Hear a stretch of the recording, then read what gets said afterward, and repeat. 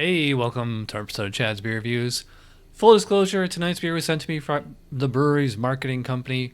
I have had this beer on the show 2 times. Last time I've had it was almost exactly 10 years to the day. 9 years and 11 months to be specific. I'm talking about good old Paulaner Salvator Doppelbock. 7.9 ABV, 11.2 ounce can, that's 330 ml, or centiliter, whatever.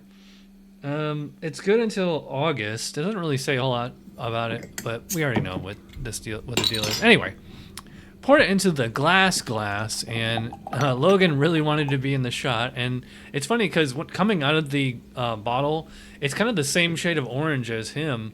And then once it's all in the glass, it kind of gets a little bit of a more reddish background. I always thought this beer was very dark and mahogany, but today it's just a really deep amber orange. You saw it poured to about a thumb width of foam, but it did fizzle. It's pretty normal for this style. Yeah, very fruity, classic.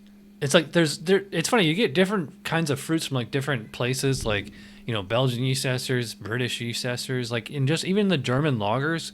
I think it's just from the malts that they use is giving it a fruity character. I would call it kind of like red fruits, plum, date, prune, maybe, but also slight caramel. It's not super authentic confectionery caramel, Anyways, I'm rambling. Let's dive in here. Cheers.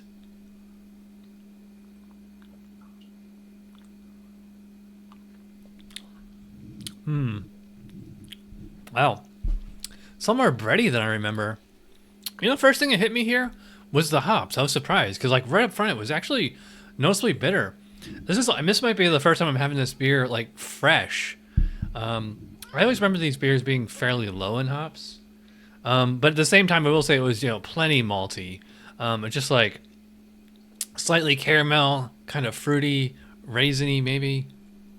Yeah, it has it's kind of dry bitterness up front, a carbonic bite. And then it's right after that, you're getting maltiness. It's fairly sweet for a lager. This is only 7.9 ABV, so it's not exactly a barley wine as a lager, but it's just a nice stronger German lager. Lovely, almost pretzely bready kind of maltiness on this one. Nice and toasty. You can just it's a different taste from big beers like this that were probably boiled way longer than a 5% lager. Just gives it more depth of character. Mouthfeel on this one is I'd probably call it medium full. Yeah, it's not straight up full. I mean 7.9 is not super huge, but yeah, for a lager it's noticeably thicker and a little less carbonated. Yeah, finish is pretty sweet. Slight alcohol warmth on this one, but otherwise it's pretty clean. Yeah, it's pretty tasty. It's funny because I thought I was getting a carbonic bite up front, but now that I really think about it, I'm this beer actually is kind of tepid. So it's been years since I reviewed this or had it, so I still like Paulaner Salvator. I have to do a taste test sometime, line them all up, but I think I hate to say I kind of like the ayinger celebrator better, but this one is probably a close second. I mean, if I was judging the spec, this is 43 at least. And I like it I would say an 8, maybe an 8.5. It is pretty impressive for it being a lager. And like I said, if I'm judging the spec, it's going to be right there on the money. I think it's a little too hoppy for the style, but otherwise, yeah, it's right there. So there you go.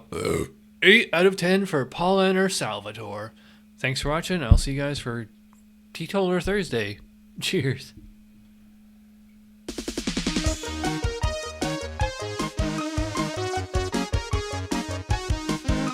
Somebody brewed it, Chad just reviewed it. Thanks for watching Chad's Beer Reviews. Trust me, the next episode will be a lot better.